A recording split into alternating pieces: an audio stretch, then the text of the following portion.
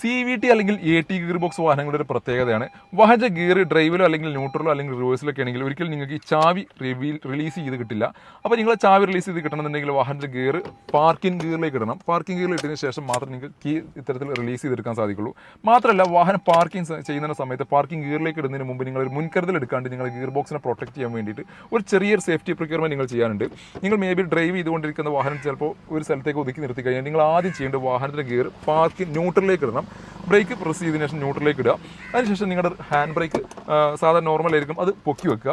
അതിനുശേഷം നിങ്ങൾ വാഹനത്തിൻ്റെ ബ്രേക്കിൽ നിന്ന് കാലെടുക്കുക. അപ്പോൾ വാഹനം ഹാൻഡ് ബ്രേക്കിൽ ലോഡായിട്ട് അവിടെ നിൽക്കും, ആ ഒരു ബ്രേക്കിങ്ങിലായിട്ട് നിൽക്കും. അതിനുശേഷം വേണം നിങ്ങൾ ബ്രേക്ക് പ്രസ് ചെയ്തതിനു ശേഷം പാർക്കിംഗ് ഗിയറിലേക്ക് ഇടാൻ. അപ്പോൾ നിങ്ങളുടെ വാഹനം നിൽക്കുന്നത് ഈ ഒരു ഹാൻഡ് ബ്രേക്കിൻ്റെ സപ്പോർട്ട് കൂടിയായിരിക്കും നിങ്ങളുടെ വാഹനം നിൽക്കുന്നത്. മറിച്ച് നിങ്ങൾ ഹാൻഡ് ബ്രേക്ക് ഇടാതെ ഡയറക്റ്റ് ഗിയർ പാർക്കിങ്ങിലേക്ക് ഇട്ട് കഴിഞ്ഞാൽ ആ ഒരു ഗിയറിൻ്റെ സപ്പോർട്ട് കൂടിയായിരിക്കും വാഹനം ലോക്കായിട്ട് നിൽക്കുന്നത്. അത് മേ ബി നിങ്ങളുടെ ഭാവിയിൽ നിങ്ങളുടെ വാഹനത്തിൻ്റെ ഗിയർ ബോക്സിന് ഡാമേജ് വരാനുള്ള സാധ്യത കൂടുതലാണ്. നമ്മുടെ ഒരു CVT അടിപൊളി വാഹനം സ്റ്റോക്ക് വന്നത്, അത് പാഡൽ ഷിഫ്റ്റിംഗുള്ള വാഹനം. പാഡൽ ഷിഫ്റ്റിംഗ് എന്താണെന്ന് പലർക്കും ചിലപ്പോൾ അറിയുന്നുണ്ടാവില്ല.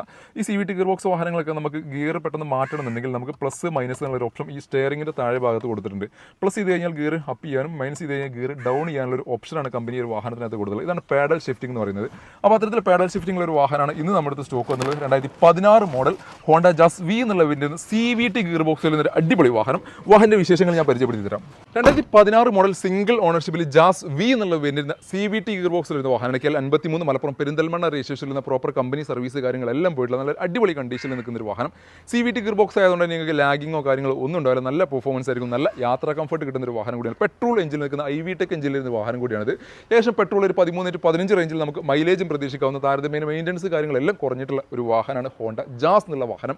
V എന്നുള്ള വേരിയൻ്റ് ആയതുകൊണ്ട് alloys, 4-door പവറിൻ്റെ AC power സ്റ്റാരിംഗ്, auto climate AC, company inbuilt stereo, steering controls തുടങ്ങിയിട്ടുള്ള ബേസിക്കലി ഒരു വാഹനത്തിന് വേണ്ട ഫീച്ചേഴ്സ് കാര്യങ്ങളെല്ലാം ഈ ഒരു വാഹനത്തിനകത്ത് കമ്പനി കൊടുത്തിട്ടുണ്ട്.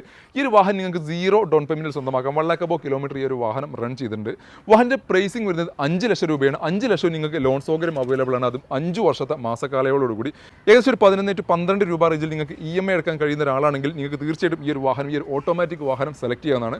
അപ്പോൾ നിങ്ങൾ ആരെങ്കിലൊക്കെ CVT ഗിയർ ബോക്സിൽ നല്ലൊരു അടിപൊളി ഓട്ടോമാറ്റിക് വാഹനം അന്വേഷിച്ച് നടക്കുന്നവരാണെങ്കിൽ ബുക്കിങ്ങിനായിട്ട് കാർലെറ്റ് ബൈ ട്രൂച്ചേഴ്സിൻ്റെ താഴെ കാണുന്ന ഈ ഒരു നമ്പറിൽ ബന്ധപ്പെടുക. ഇതുപോലത്തെ നല്ല ക്വാളിറ്റി വാഹന വിശേഷങ്ങൾക്ക് ഞങ്ങളുടെ സ്പെഷ്യൽ ടിപ്സിനോ ഞങ്ങളുടെ പേജ് ഫോളോ ചെയ്യുക.